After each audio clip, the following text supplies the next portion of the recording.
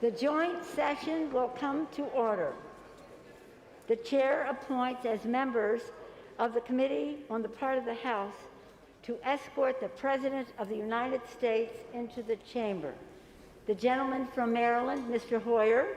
The gentleman from South Carolina, Mr. Clyburn. The gentlewoman from Massachusetts, Ms. Clark. The gentleman from New York, Mr. Jeffries. The gentleman from California, Mr. Aguilar. The gentlewoman from Delaware, Ms. Blunt Rochester. The gentleman from California, Mr. McCarthy. The gentlewoman from Wyoming, Ms. Cheney. The gentleman from Oklahoma, Mr. Cole. The gentleman from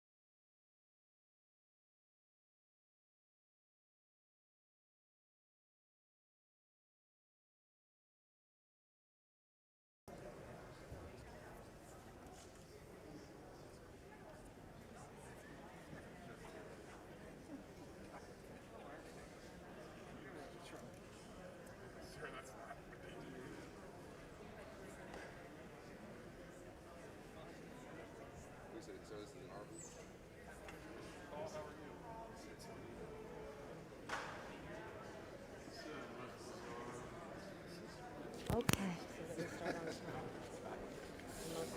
They don't announce the chairman of the joint chiefs. Like this announces them too. When do we announce these other?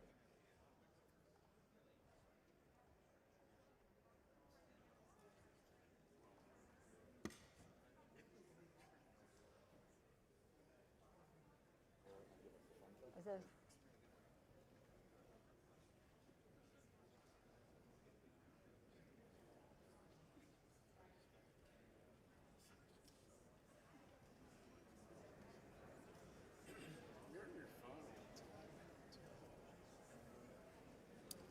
Trying to keep up. I know, you're always trying to.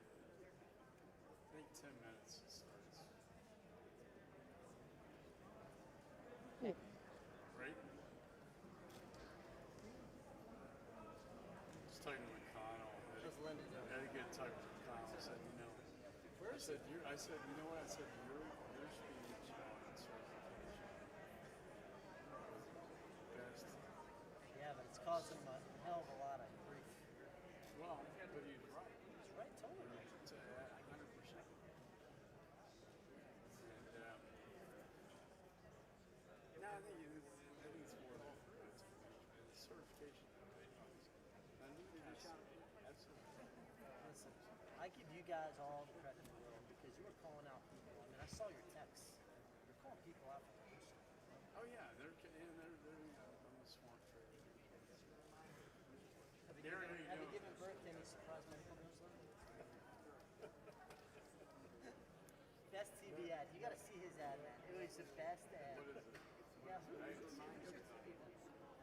did that already. We did. You did it on your own. That wasn't my fault. No. We brought some guys in to film the whole thing. We came up with the idea. We got the people. We got the facility. I'm serious. I'm serious.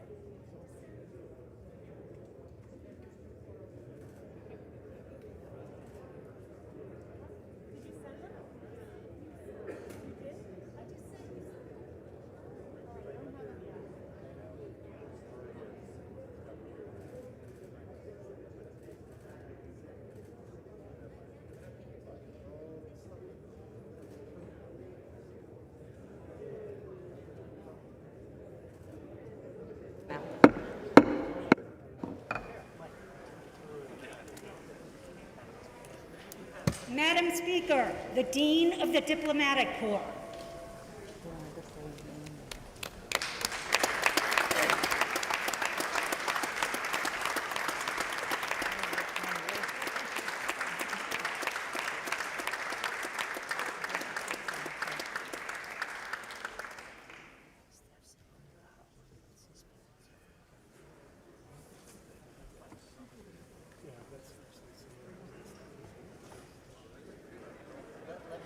Yeah. So,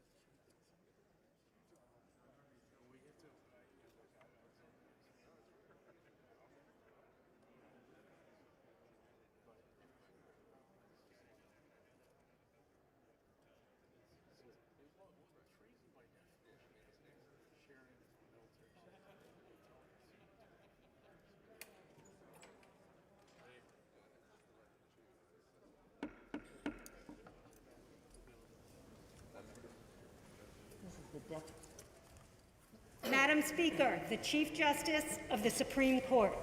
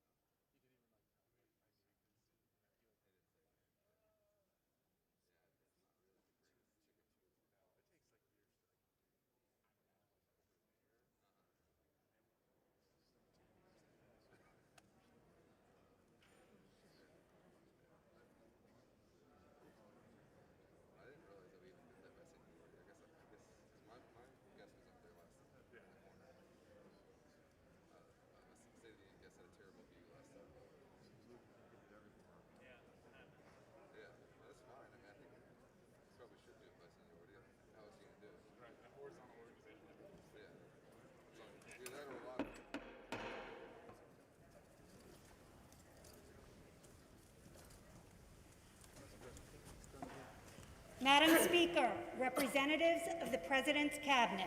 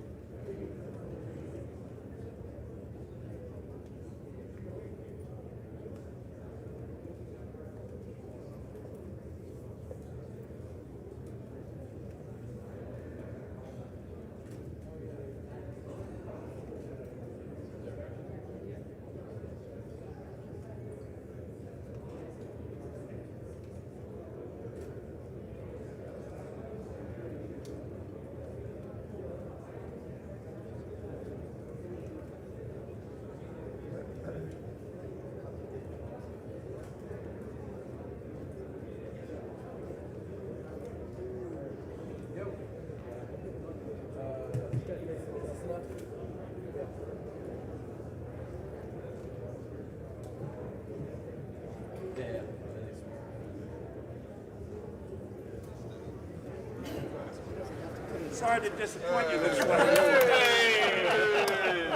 What you guys doing, man?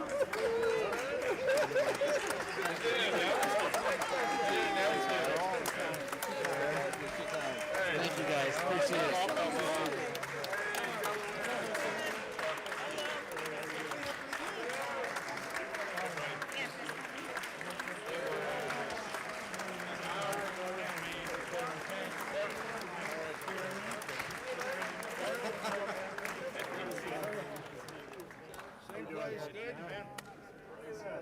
Much better second time. And again, Senator, you did a great job.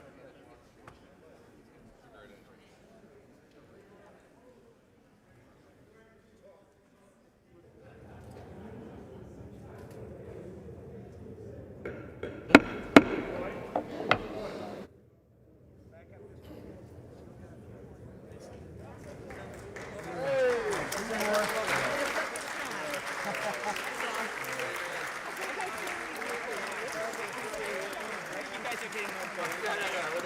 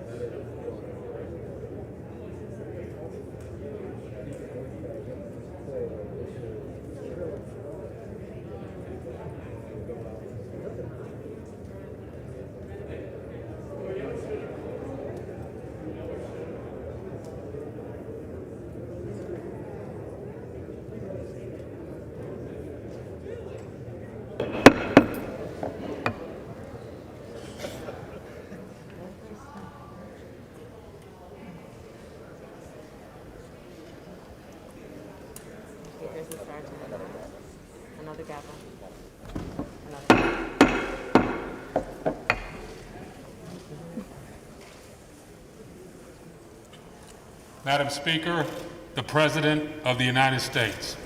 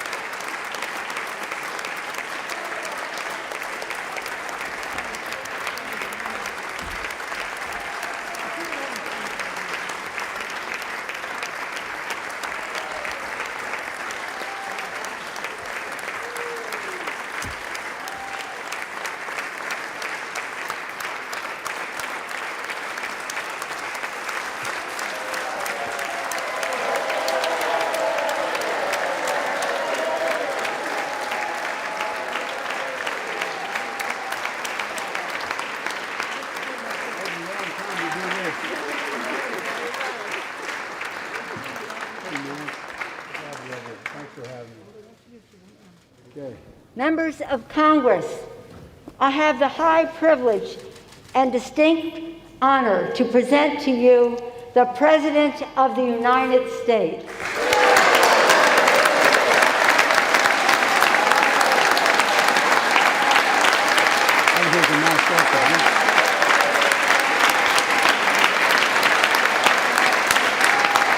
Thank you. Thank you, thank you, thank you. Good to be back.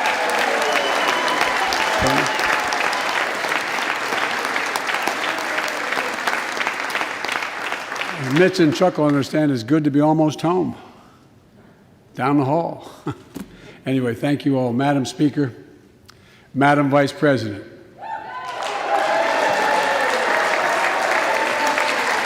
No president has ever said those words from this podium. No president has ever said those words. And it's about time.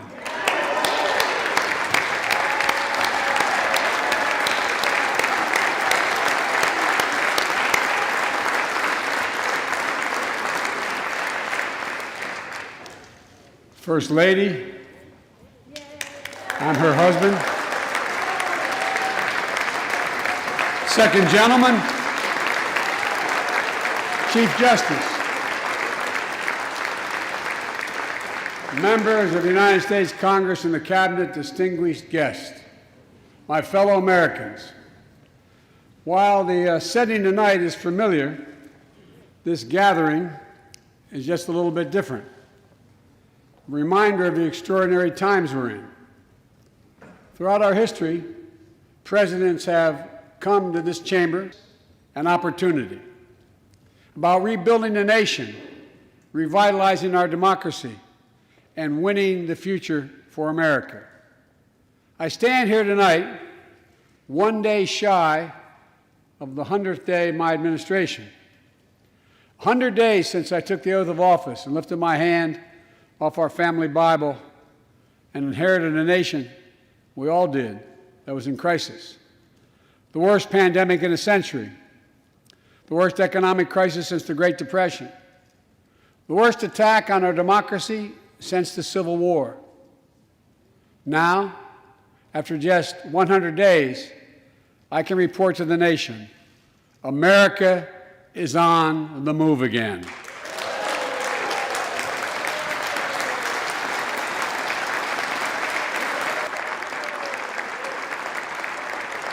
Turning peril into possibility, crisis to opportunity, setbacks into strength.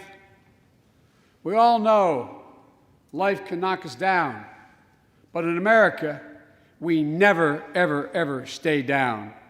Americans always get up. Today, that's what we're doing.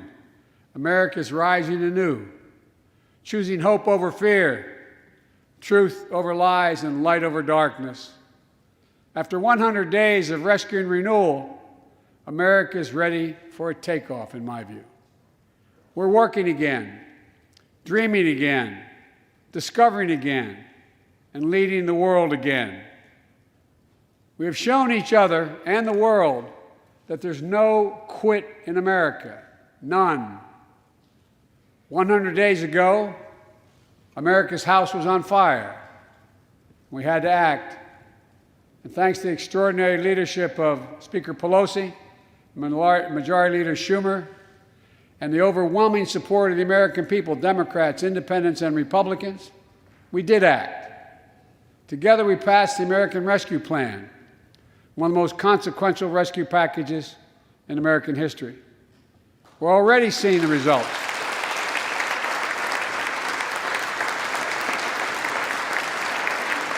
We're already seeing the results.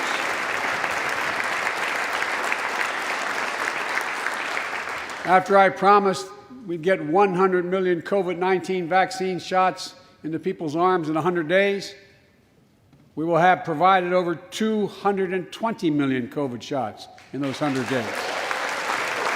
Thanks to all the help of all of you. We're marshaling, with your help, everyone's help, we're marshaling every federal resource. We've gotten vaccines to nearly 40,000 pharmacies and over 700 community health centers where the poorest of the poor can be reached.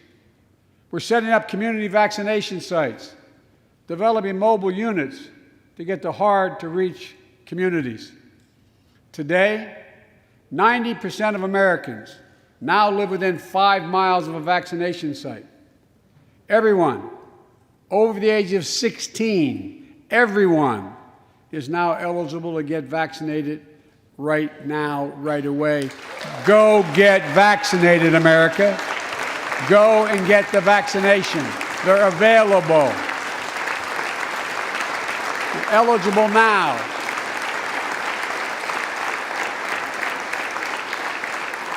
When I was sworn in on January 20th, less than 1% of the seniors in America were fully vaccinated against COVID-19. 100 days later, 70% of seniors in America over 65 are protected, fully protected. Senior deaths from COVID-19 are down 80% since January, down 80% because of all of you. And more than half of all the adults in America have gotten at least one shot. A mass vaccination center in Glendale, Arizona, I asked the nurse, I said, "What's it like?"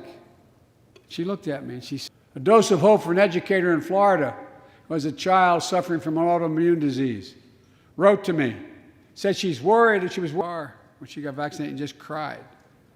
Cried out of joy and cried out of relief. Parents, seeing the smiles on their kids' faces for those who are able to go back to school because the teachers and school bus drivers and cafeteria workers have been vaccinated. Grandparents, to say goodbye. It means everything. Those things mean everything. You know, there's still, you all know it, you know it better than any group of Americans, there's still more work to do to beat this virus. We can't let our guard down. But tonight, I can say, because of you, the American people, our progress these past 100 days against one of the worst pandemics in history has been one of the greatest logistical achievements this country's ever seen. What else have we done in those first 100 days? We kept our commitment, Democrats and Republicans, of sending $1,400 rescue checks to 85% of American households. We've already sent more than 160 million checks out the door. It's making a difference.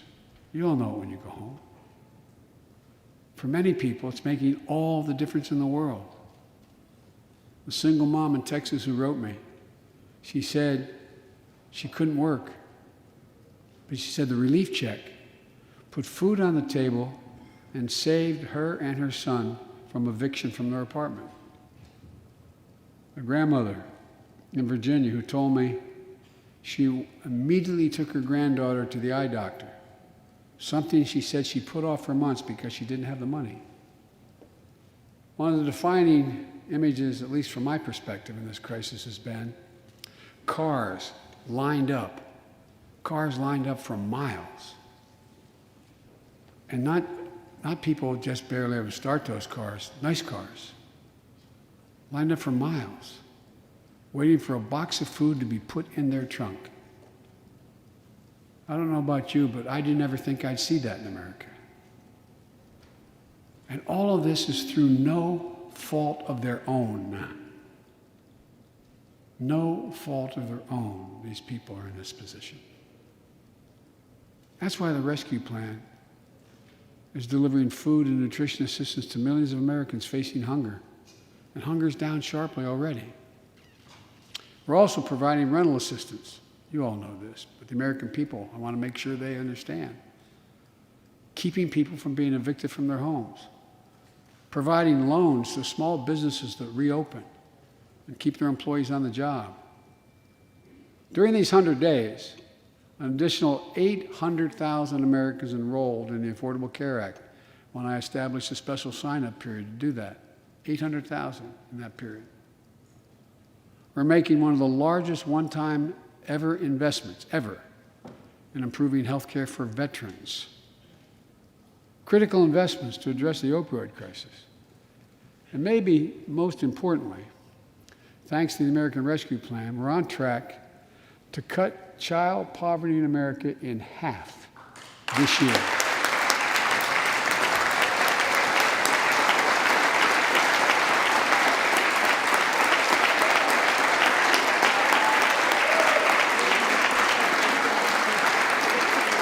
And in the process, while this was all going on, the economy created more than 1,300,000 new jobs in 100 days. More jobs in the first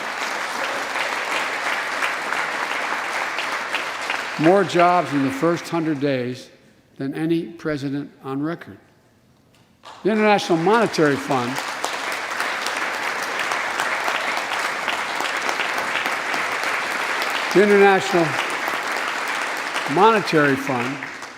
is now estimating our economy will grow at a rate of more than 6% this year. That will be the fastest pace of economic growth in this country in nearly 4 decades. America's moving forward, but we can't stop now. Point in history. We have to do more than just build back better. We have to build back better. We have to compete more strenuously than we have. Throughout our history, if you think about it, public investment in infrastructure has literally transformed America, our attitudes as well as our opportunities.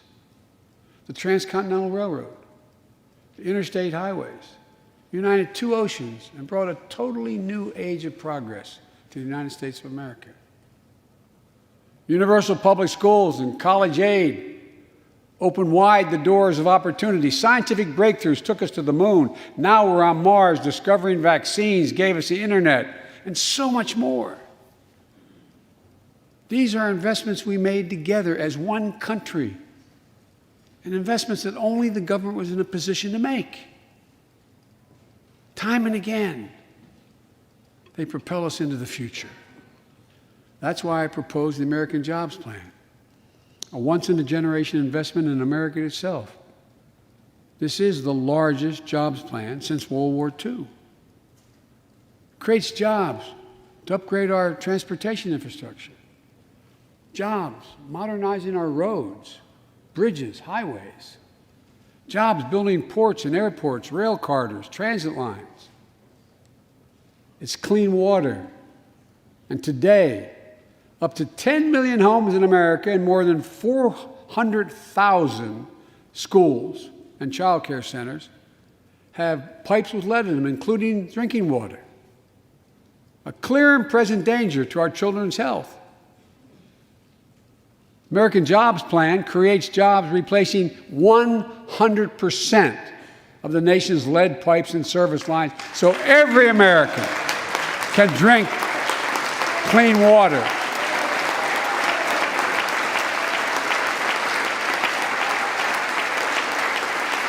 And in the process, it will create thousands and thousands of good-paying jobs. It creates jobs connecting every American with high-speed internet, including 35% of the rural America that still doesn't have it.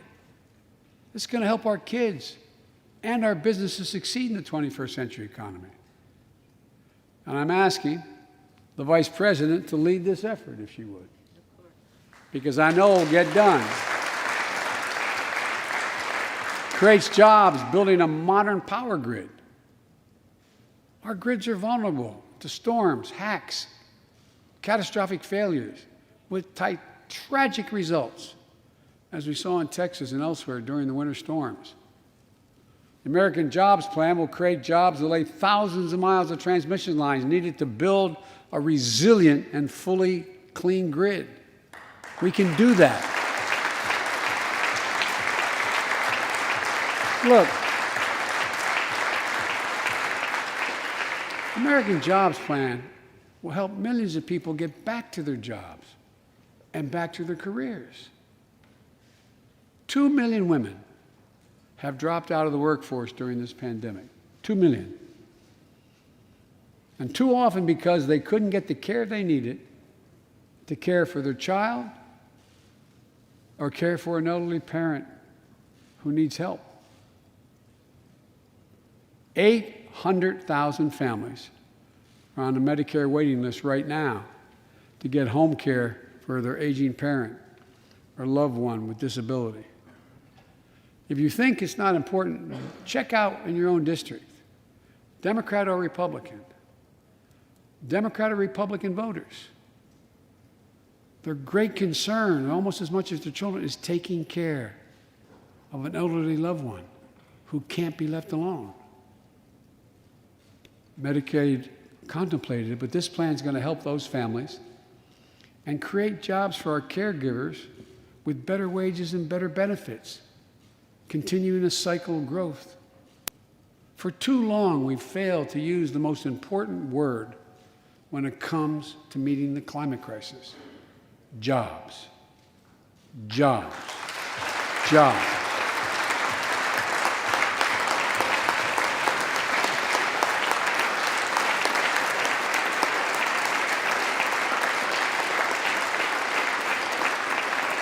For me, when I think climate change, I think jobs.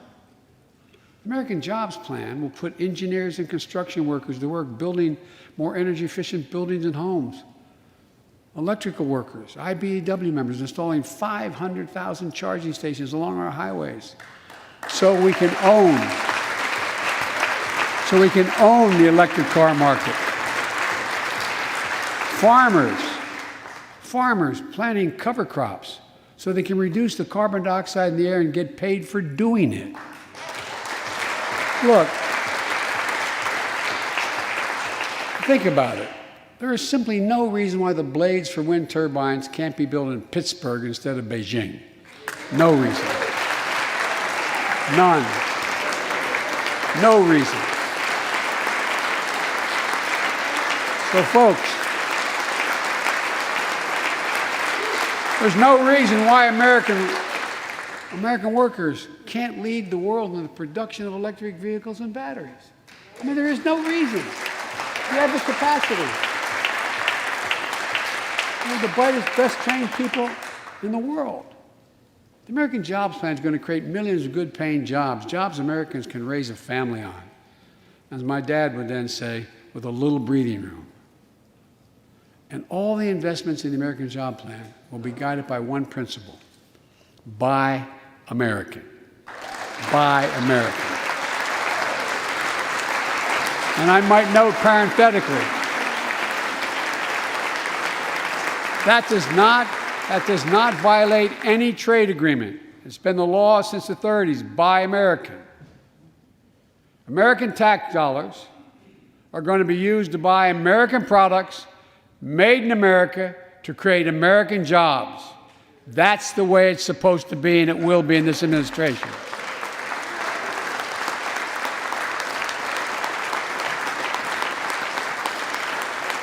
And I made it clear to all my cabinet people, their ability to give exemptions has been strenuously limited.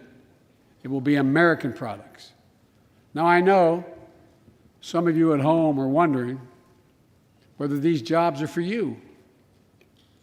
So many of you, so many of the folks I grew up with, feel left behind, forgotten, in an economy that's so rapidly changing.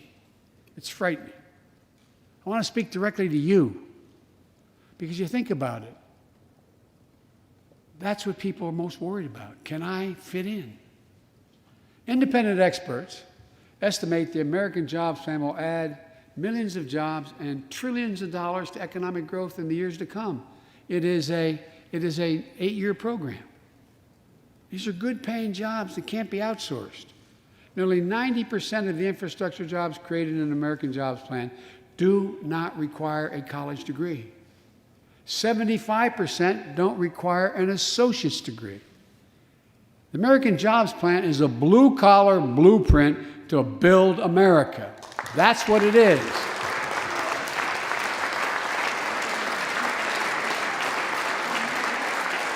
And it recognizes something I've always said in this chamber and the other. Good guys and women on Wall Street, but Wall Street didn't build this country. The middle class built the country, and unions built the middle class. So that's why I'm calling on Congress to pass Protect the Right to Organize Act, the PRO Act, and send it to my desk so we can support the right to unionize. And by the way, while you're thinking about sending things to my desk, let's raise the minimum wage to $15. No one working 40 hours a week, no one working 40 hours a week should live below the poverty line. We need to ensure greater equity and opportunity for women. And while we're doing this, let's get the Paycheck Fairness Act to my desk as well, equal pay. And finally, American Jobs Plan will be the biggest increase in non-defense. I do. We'll see more technological change in the next 10 years than we saw in the last 50. That's how rapidly artificial intelligence and so much more is changing. And we're falling behind the competition with the rest of the world. Decades ago, we used to invest 2% of our gross domestic product in America, 2% of our gross domestic product in research and development. Today, Mr. Secretary, that's less than 1%. China and other countries are closing in fast. We have to develop and dominate the products and technologies of the future. Advanced batteries, biotechnology, computer chips, clean energy. The Secretary of Defense can tell you, and those of you who work in national security issues know, the Defense Department has an agency called DARPA, the Defense Advanced Research Project Agency. The people who set up before I came here, and that's been a long time ago, to develop breakthroughs that enhance our national security. That's their only job. And it's a semi-separate agency. It's under the Defense Department. It's led to everything from the discovery of the internet to GPS and so much more that's enhanced our security. The National Institute of Health, the NIH, I believe, should create a similar advanced research projects agency for health. And here's what it would do. It would have a singular purpose: to develop breakthroughs to prevent, detect, and treat diseases like Alzheimer's, diabetes, and cancer.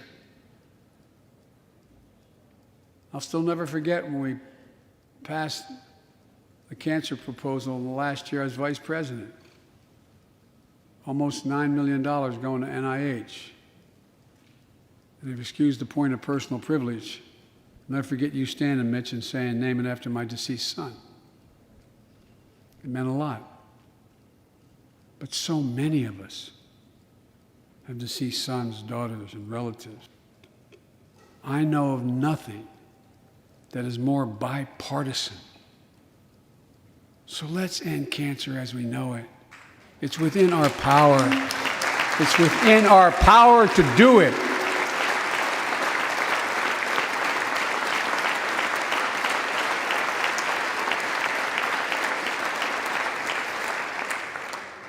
Investments in jobs and infrastructure like the ones we're talking about have often had bipartisan support in the past.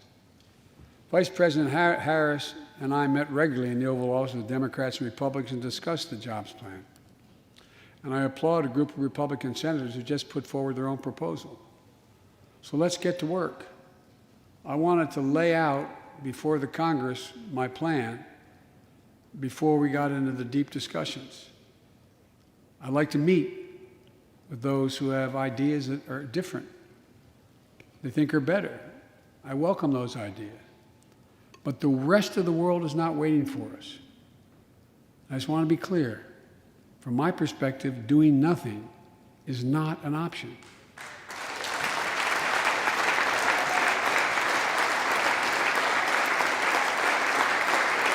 Look, we can't be so busy competing with one another that we forget the competition that we have with the rest of the world to win the 21st century. Secretary Blinken can tell you, I spent a lot of time with President Xi. Traveled over 17,000 miles with him.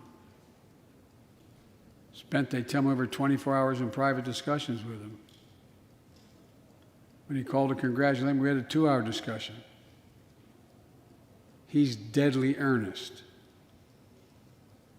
about becoming the most significant, consequential nation in the world. He and others, autocrats, think that democracy can't compete in the 21st century with autocracies because it takes too long to get consensus. To win that competition for the future, in my view, we also need to make a once-in-a-generation investment in our families and our children. That's why I've introduced the American Families Plan tonight, which addresses 4 of the biggest challenges facing American families and in turn America. First is access to good education. When this nation made 12 years of public education universal in the last century, it made us the best educated, best prepared nation in the world. It's, I believe, the overwhelming reason that propelled us to where we got in the 20th century. But the world's caught up or catching up. They're not waiting. I would say parenthetically, if we were sitting down, we set a bipartisan committee together and said, okay, we're going to decide what we do in terms of government providing for free education. I wonder whether we'd think, as we did in the 20th century, that 12 years is enough in the 21st century. I doubt it. 12 years is no longer enough today to compete with the rest of the world in the 21st century. That's why my American Families Plan guarantees 4 additional years of public education for every person in America, starting as early as we can. The great universities in this country have conducted studies of the last 10 years. It shows that adding 2 years of universal high-quality preschool for every 3-year-old and 4-year-old, no matter what background they come from, puts them in a position to be able to compete all the way through 12 years and increases exponentially their prospect of graduating and going there. They're far more likely to graduate from high school and go to college or something after high school. When you add 2 years of free community college on top of that, you begin to change the dynamic.